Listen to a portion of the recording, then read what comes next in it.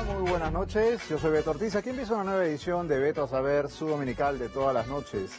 Hoy vamos a tener aquí en nuestros estudios un seguramente encendido debate sobre una muestra de arte popular que ha encendido enorme polémica porque ha sido objeto de una investigación de la Dirección contra el Terrorismo. Cuadros que venían al Museo de Arte de Lima, nada menos, y que han sido retenidos por la Dirección contra el Terrorismo. Estarán con nosotros debatiendo en vivo Roberto Quiabra y Nicolás Lynch. Eso viene en breves instantes. Pero vamos a comenzar el programa con un nuevo caso de estos taxistas por aplicativo, por app, por aplicación, que están en todos los celulares, que son una facilidad, que es un método muy moderno y muy cibernético, pero que cada vez más está convirtiéndose también en un peligro, sobre todo para las damas. Nuevamente, una joven de 25 años fue violada por el chofer de una empresa de taxis por aplicación. Veamos el informe de Rosario Victorio. Adelante.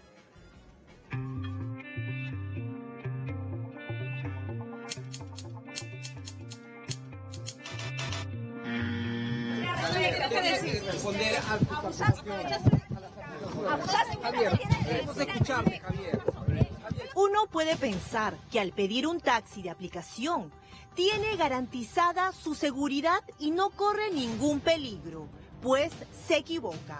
Este repudiable sujeto, al que sus padres le tapan el rostro, es Javier Elías Rezabal Pérez, un taxista de la aplicación Bit, que fue detenido por la policía, luego de que una joven de 25 años lo acusara de haberla violado.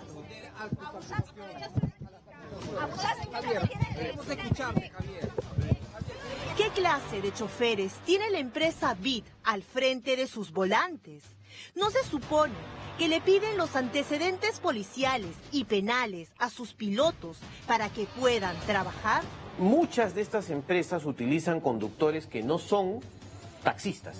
Son privados que quieren ganar dinero en sus horas libres. Eso, por ejemplo, representa un riesgo potencial. El testimonio de la víctima, que ha preferido mantener su nombre en reserva, es estremecedor. Luego de terminar su turno de trabajo en un casino y de hacer su pedido de taxi en Bit, Javier Rezabal se acercó a recogerla a las 3:45 de la madrugada en la avenida Benavides, con destino a Breña. Tras subir, ella se quedó dormida y al despertar se dio cuenta de que no tenía su prenda íntima y que este depravado sexual estaba precisamente encima de ella, violándola. El resultado del médico legista es contundente. La víctima presenta incluso huellas de lesiones traumáticas recientes contra natura. Ante esta terrible agresión, la fiscal ha pedido 9 meses de prisión preventiva. Y mientras investiga este caso, ¿qué ha dicho Bit ante esta terrible falta de uno de sus taxistas? Lo único que han hecho es publicar un escueto comunicado en su cuenta de Facebook. Hemos estado en constante comunicación con la víctima para brindarle todo el apoyo y soporte que está a nuestro alcance. Al mismo tiempo, el individuo acusado en cuestión fue inmediatamente bloqueado de nuestra aplicación. Eso es todo lo que tiene que decir ante un hecho tan grave como una violación. Nadie se hace responsable. Fuimos a buscarlos y no nos dieron la cara. Ya, para ver eso, la verdad yo no soy la persona encargada para... ¿Quién es la persona indicada? Porque estoy acá hace rato y el señor no me pasa con la persona encargada y es una denuncia grave de violación. Usted comprenderá que es una denuncia grave y que necesitan dar la cara. Alguien tiene que responder. Sí, claro, enviaron un anuncio. Por Facebook, nada más. Tras el escándalo, se supo que este sujeto tiene antecedentes policiales. Una amiga suya denunció que intentó abusar de ella. Además, otra pasajera logró identificarlo y contó que este mismo taxista la violó en Los Olivos tras pedir un servicio a Bit. Entonces, ¿Cuál es la seguridad que ofrecen las empresas de taxis de aplicación en comparación a cualquier taxi de la calle? Lo que nos falta acá es tener un marco legal apropiado que nos permita determinar que efectivamente deberían cumplir ciertos parámetros que sí cumplen las empresas de taxi, que no son tampoco las mejores, pero que por lo menos tienen, digamos, algunas reglas y de conocido establecido por la municipalidad, ¿no?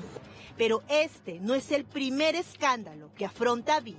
El año pasado, Laura Ágreda también pidió un servicio de taxi de la aplicación y terminó desfigurada con 40 puntos en el rostro y la cabeza, luego que este tipo la agrediera en la calle. Una vez más, el taxista tenía antecedentes por violación, secuestro, robo y posesión de drogas. ¿Qué clase de servicio es el que vende TaxiBit? Diciendo de que somos el aplicativo joven, más seguro, y ahora último cambiando su logo. O sea, se enfocan tanto en el marketing, pero no realmente en lo que es, en lo que buscamos nosotros como clientes, que es seguridad. La aplicación, una vez más, no dijo nada. El mismo trauma vivió la publicista Lucero Carrera al ser asaltada por un conductor de la misma aplicación. Yo he tenido suerte que he estado con alguien más, nos han dopado, que menos mal no me han golpeado, no me han violado, o sea, peor, que solamente fue algo, se podría decir, monetario, de mis cosas personales.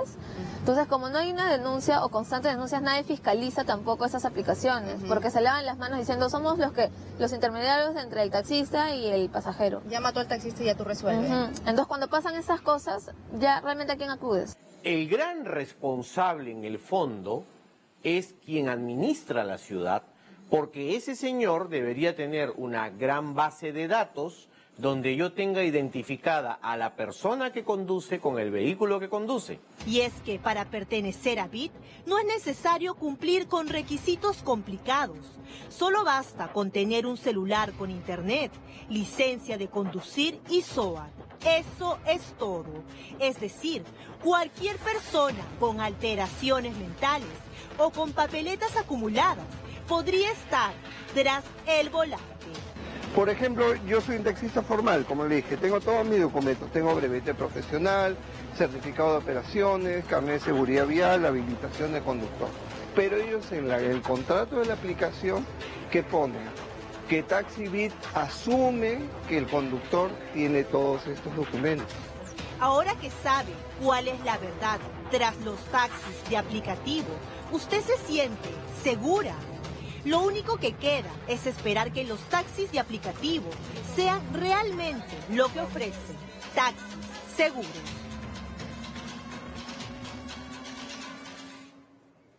Bueno, aquí el grave problema es que con la misma facilidad con que usted agarra su smartphone y pide un taxi de aplicativo, de app, de aplicación, con esa misma facilidad las empresas contratan prácticamente a cualquier persona con brevete que maneja un auto por las calles. No se someten a ningún tipo de pruebas, a ningún tipo de examen, y entonces lo que tenemos es este resultado. No es la primera vez, las empresas no están siendo supervisadas, y mientras hacemos campañas para denunciar la violencia contra las mujeres, estamos poniéndolas en manos de sujetos como estos, ¿no? De criminales al volante que están simplemente de cacería, depredadores sexuales que aprovechan esto porque, por supuesto, una joven, un estudiante, una señora, una ama de casa, confía en la aplicación, ¿no? Y cree que esta es la manera más segura porque a uno le mandan la placa del carro y a uno le mandan la foto del taxista, ¿no? Y uno decide si lo llama o no. Pero la verdad es que urgen mecanismos que supervisen este tipo de servicio, porque por la facilidad que tienen estas empresas de convocar prácticamente a cualquiera, en una ciudad además donde hay más taxistas que peatones, ¿no? Francamente para ellos es muy sencillo, pero luego lo que ocurre es esto, ¿no? Y habría que hacer también un llamado a los padres de familia a que tengan muchísimo cuidado, porque quienes más usan este tipo de servicios son los chicos, las chicas que salen a una fiesta, qué sé yo, menores de edad, y que creen que porque está en su iPhone, en su smartphone, ya es suficiente, ¿no? Apretan un botón y esto es lo que puede pasar, ¿no? Una especie de violación delivery. Es realmente muy peligroso y hay que exigir a las autoridades que se supervisen estas empresas que cuando llegaron al Perú generaron una enorme resistencia a los taxistas informales, ¿no? Cuando llegó el famoso Uber, cuando llegaron estas empresas, se generó esta polémica. Bueno, nadie está en contra de que existan y nadie está en contra de que uno pueda con total facilidad conseguir un taxi en cuestión de segundos, pero no puede ser que tengamos depredadores sexuales llegando a las casas, ¿no es cierto?, recogiendo a vuestras hijas, a vuestras esposas de las puertas de sus casas. O sea, esto no puede ocurrir y en cualquier país del mundo esto estaría mucho mejor vigilado. Seguido esta bonita clepsidra, más conocida como reloj de arena, mide 5 minutos y las intervenciones de cada uno de mis invitados, esta y todas las noches que haya debate, durarán 5 minutos para que de esa manera no haya ninguna duda, ninguna sospecha de favoritismo. Vamos a comenzar con la intervención de Nicolás y la pregunta es muy simple. ¿Es esto arte o es esto propaganda política, Nicolás? Le damos vuelta a la clepsidra y la arena comienza a caer. 5 minutos. Yo no he visto los cuadros, retablos a los cuales te refieres. Habría que examinarlos con detalle. Te los puedo alcanzar. A mí y los tengo por acá. me parece sospechoso que una denuncia de este tipo aparezca ahora, cuando tenemos a un gobierno muerto que está en el camino entre su velorio y el cementerio. Me parece más una maniobra de inteligencia ¿Del diario Correo? Que cualquier otra cosa. De Correo, de quien la saque. Los servicios de del inteligencia Estado, en general tienen diversos conductos para expresarse. Esa es mi primera sospecha, lo primero que yo reacciono y siento cuando veo este tipo de denuncias.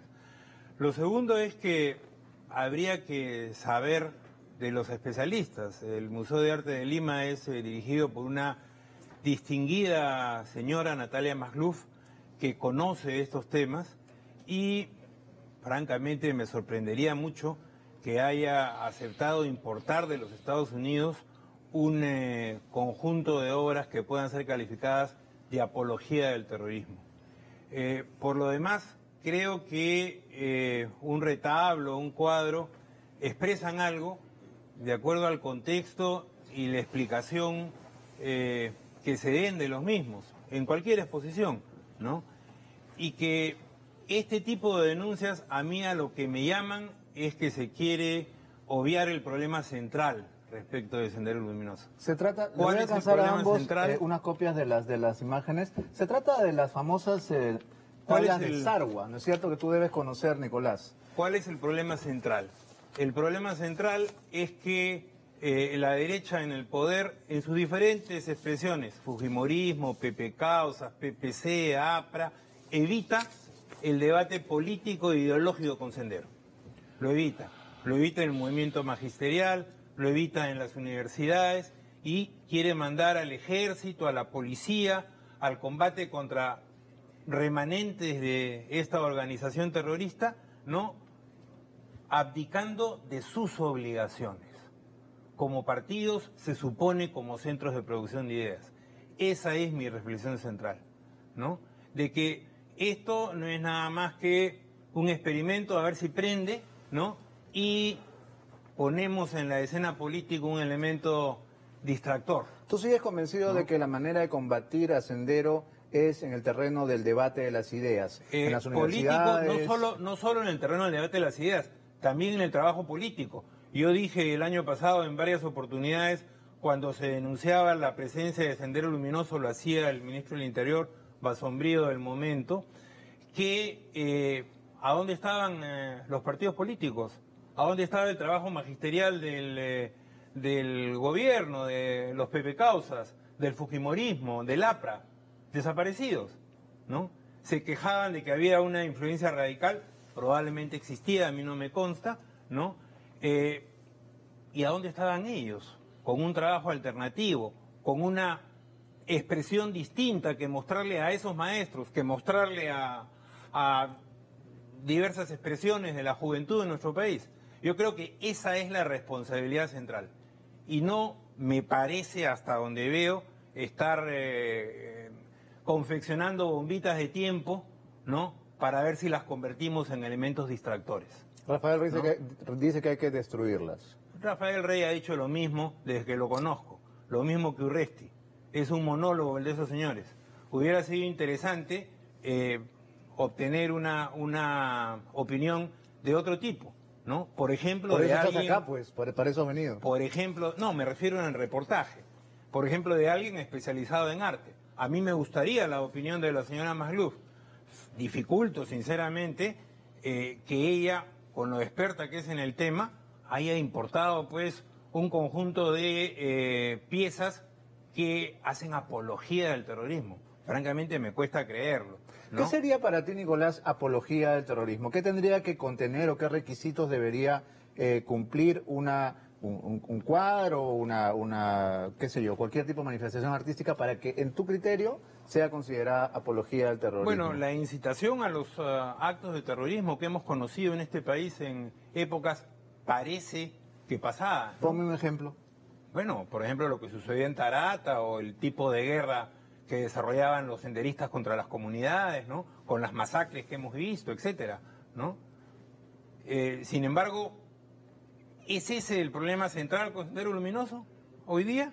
Tenemos una organización militar en su momento que ha sido derrotada, no me dejará mentir el general, ¿no?, por obra en buena medida de nuestro ejército, de las fuerzas policiales, ¿no?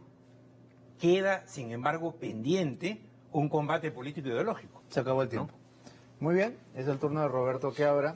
Y comencemos con la misma pregunta esencial, ya que has revisado algunas de las imágenes. ¿Es esto arte o es esto propaganda política, apología del terrorismo? Le damos la vueltita a nuestro reloj. Bueno, si esto no es apología del terrorismo, que anulen la ley, pero ¿no? Primero, que no han adquirido, es una donación.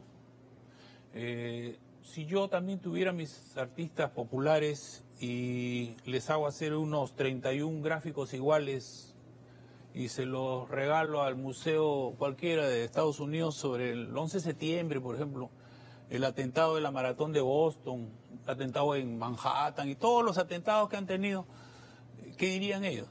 Que es una falta de respeto, ¿no? ¿Qué museo lo exhibiría? El museo más importante de Nueva York, me imagino, pues una exhibición internacional para que vean cómo hay que recordar. Y les envío un retablo con las dos torres, con los aviones, ¿no? Es lo que nos están enviando en el retablo. ¿El retablo qué cosa dice? La toma violenta del Congreso cerrado por corrupción. ¿Cuál es el mensaje? ¿Sabe qué sucede? De que así ingresan, pues, estas ideologías por la cultura, con sus mensajes simbólicos. A todos los chiquitos los hacían escribir y les daban canciones con letritas pegajosas. Entonces, cuando nosotros vemos estas chiquitas, estos chiquitos de 18 años que no lo han sufrido, con su puñito levantado hablando del filósofo, ¿no? El filósofo ese Guzmán, un autoiluminado que pensó que destruyendo al país y matando a los peruanos iba a instalar una república popular, una democracia, un iluminado de esos que se quería la cuarta espada y que iba a exportar la revolución. Cuando la ves tú a esa gente repitiendo como unos robotitos el mismo escribillo y la misma tonadita, ti, ti, ti, ti, ti, ti, esa tonadita que tú has pasado ahora cuando desfilaban en la cárcel, las chicas esas uniformes, la misma tonadita de Marisa Garrido Leca. Entonces uno dice lo que él señala, ¿no? No se hizo ese trabajo político, pues. Acá hubo una derrota militar de la subversión, sí. ¿Y dónde está el trabajo político? Entonces, aquellos que se dicen que derrotaron a la subversión, ¿dónde está su trabajo político? Esos son los que ahora deben hacer el trabajo político. ¿Pero qué? ¿Yo voy a debatir con Sendero? ¿Por qué voy a debatir con ellos? ¿Qué cosa voy a debatir? Si ellos siguen en sus dibujitos estos, viva la lucha armada. Y la lucha armada nos ha costado 20 años de muerte, de destrucción. No podemos tener una memoria tan frágil y decir que voy a hablar y voy a discutir sobre la lucha armada. Fíjate, cuando termine el gobierno militar y viene una asamblea constituyente, hace una nueva constitución, participa la izquierda en gran mayoría, hacen la constitución que querían. habían todos los espacios democráticos para discutir el voto a los analfabetos, a las mujeres, la reforma agraria que la aprobaron. ¿Por qué iniciaron la lucha armada? Porque esos fanáticos de esa época, de la toma del poder por la fuerza, hoy día son hay que discutir, déjalo que participen en política. O sea, nos tenemos que comer los 20 años, ¿eh? Olvidémonos de los 20 años y sentémonos a discutir. Sentémonos a discutir. ¿Y los 20 años? Porque este tema no ha terminado, pues. Hay más de 1000 oficiales enjuiciados. Tienes un problema nacional donde un presidente lo van a vacar por indultar a un expresidente. Por este tema. Entonces tú agarras y recibes esto, que el comité académico del Mali recibe esto y según han señalado en un comunicado que hoy han emitido en la tarde, está de acuerdo con su política. O sea que para ellos el cierre del Congreso corrupto, viva la lucha armada, viva ese señor Gonzalo, ¿eso qué cosa es? ¿Arte? No seamos tan sonsos de nuevo, así empezó. ¿Sabes cómo empezó? Cuando dijeron que eran abigeos. No, no son terroristas, son abigeos, como ahora dicen, son coimeros. No, no son coimeros, son corruptos. Entonces dijeron, abigeo, déjalo. 3 años crecieron los abigeos. Y cuando los abigeos se volvieron tan violentos que dijeron hay que entrar, entonces le dijeron a la fuerza, entra ahora, le dijeron, después de 3 años de crecimiento. ¿Y ahora qué estamos haciendo? Porque esto no es solo esto. Quieren participar en política, no ganamos ningún juicio en la Corte Interamericana. Tenemos en el magisterio profesores condenados. También. Pidieron audiencia con el Papa. Pidieron con el Papa para que los atienda. Entonces, tienes tú el magisterio, nadie hace calidad de contenido de los libros, han escrito lo que quieren. Entonces tienes un país débil, con instituciones débiles, donde no debe preocuparse de qué cosa. No el pasado para mí, el presente, los jóvenes de hoy. Esos chicos que no la vivieron, esos chicos que no tienen padres y hermanos que no les han contado la verdad. Entonces, en ese estado tan débil, que te vengan a traer estas pinturitas para que venga un señor, se pare al frente con su putero y te explique lo que significa, ¿qué cosa vamos a hacer? Felizmente ¿Tú crees que ahí está la trampa? ¿Tú crees que el truco está en la persona que explica? No es la primera vez. Acá hacen obras de arte, acá hacen teatro. Mira tú las películas y las obras de teatro, ¿a qué se refieren? Mira tú a qué se refiere. Cuando salen las manifestaciones populares, tú dices, ¿y dónde están las víctimas de la subversión? Se acabó el tiempo. Nicolás, una réplica breve, porque quiero también pasar a otros temas políticos y no solo quedarnos en este, a lo que Roberto acaba de decir. ¿Quién dijo que eran abigeos? ¿Ya nos olvidamos? Fernando Belaúnde Terry, presidente de la República, que después, junto con Alan García, abdicó de sus obligaciones como gobiernos civiles y le entregaron todo el poder a la Fuerza Armada, con los resultados que conocemos, ¿no? Parece que fue un ministro de Belaúnde, ¿eh? O sea, ¿perdón? Fue un ministro de Belaúnde, no fue Belaúnde directamente. Te lo digo porque lo pusimos en un especial y Tocho me corrigió, pero por favor, voy a consultarlo mientras continúas. El caso es que el punto el que estoy poniendo es que hay una abdicación de la clase política. La clase política no quiere enfrentar el problema, prefiere simplemente reprimir. Veamos la experiencia internacional. ¿Reprimiéndose de alguna parte? No, reprimiendo resurge el fenómeno que estamos tratando de terminar, porque ya sabemos que termina con nuestra democracia, ¿no? Entonces hay que hacer el trabajo político indispensable. ¿Es solamente debatir, general? No, no es solamente debatir, es también hacer trabajo político democrático. Esa es una labor sustantiva que deben de tomar los partidos y los políticos que se toman en serio la democracia. No se hace, ¿no? Entonces, simplemente se reprime, se quiere eliminar. De esa manera no avanzamos en competencia democrática. No competencia con Sendero Luminoso, ¿no? Sino entre las diversas opciones que tienen un planteamiento democrático. De eso se trata, ¿no? Por eso yo no creo que por el lado de la represión avanzamos. Bien. Yo creo que avanzamos por el lado de el planteamiento político. Represión es un término pues senderista, pues. Acá cuando se habla de conflicto armado interno, alzados en armas, fuerzas represivas, represión. Acá no ha habido fuerzas represivas, acá ha habido fuerza del orden. Y acá no había operaciones represivas, acá había operaciones de control de población. Porque ahí, ¿sabes cuál es el problema? Que acá quieren comparar la situación que ha vivido el Perú con la que vivió Argentina, Chile, Brasil, Uruguay. No. Allá querían tomar el poder, pero había un gobierno dictatorial. Y ahí emplearon el terrorismo y el sabotaje contra un gobierno. Acá no, acá había un gobierno democrático. Acá había un gobierno democrático donde lo que había que defender era la democracia. Y esta gente no venía pues a destruir, destruyeron el país, ¿qué cosa? ¿Nos hemos olvidado de todo el sabotaje que hicieron? Entonces, discutir con ellos, ¿qué cosa? Yo voy a discutir con ellos porque ustedes 20 años de atraso y te voy a decir, entremos en un debate intelectual. No, que vamos a esperar. ¿Qué organización política va a ser el debate? Entonces el debate tenemos que hacerlo en las universidades, decirles a la gente la verdad. Y la verdad es una deficiencia es una deficiencia, pues, con estas organizaciones políticas que tenemos ahora, que ninguna está en capacidad de hacerlo. ¿Sabe por qué? Porque han pasado 17 años. Esto debió hacerse en el año 2000. En el año 2000 debió hacerse. Mira, 2017 y seguimos en lo mismo. Y hasta más grave porque estamos descuidando a nuestros jóvenes. Bien. Vamos a tratar de cerrar esta conversación con algo que Nicolás dijo al inicio y que me parece que es una suspicacia que en este momento de tanta agitación tiene lugar.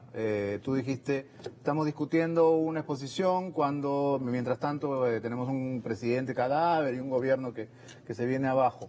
¿Tu visión es así apocalíptica? ¿Tú sientes que este presidente no termina su periodo, no termina el año, no llega a 28?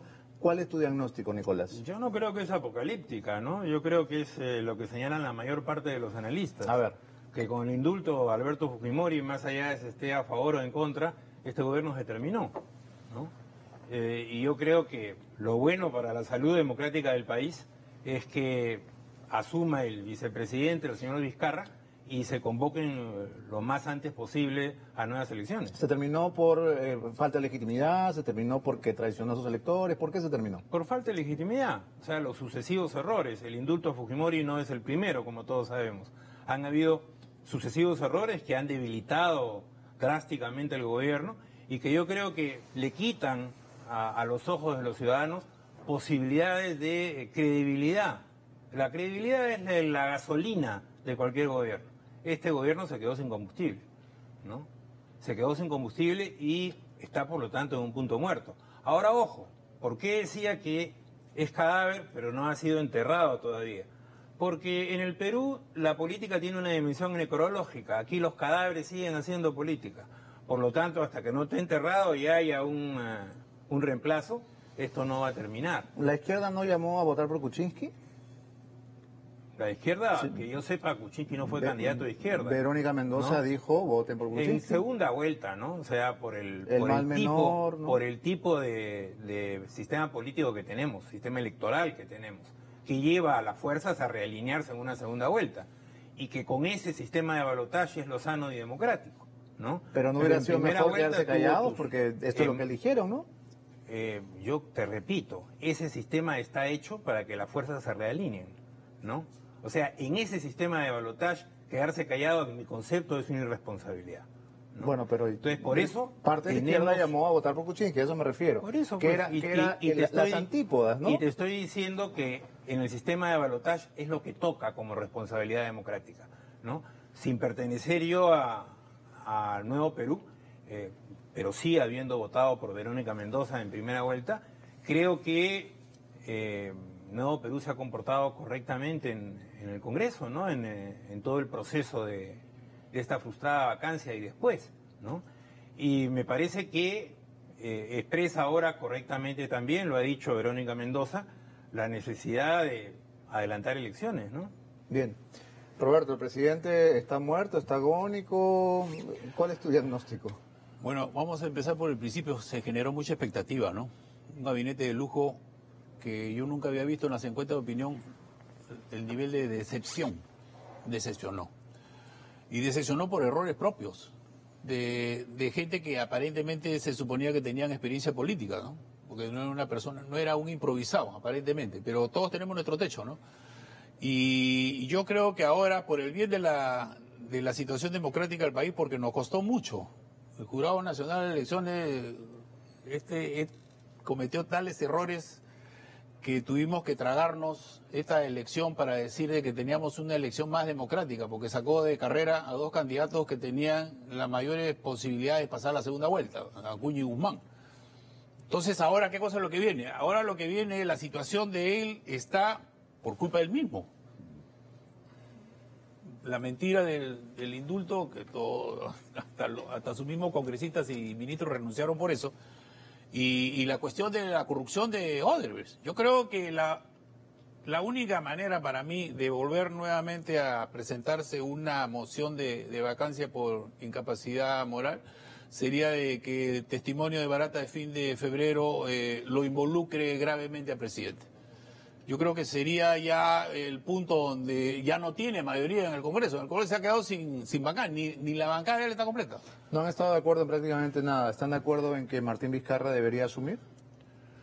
Yo, si sale el presidente, tiene que asumir Vizcarra.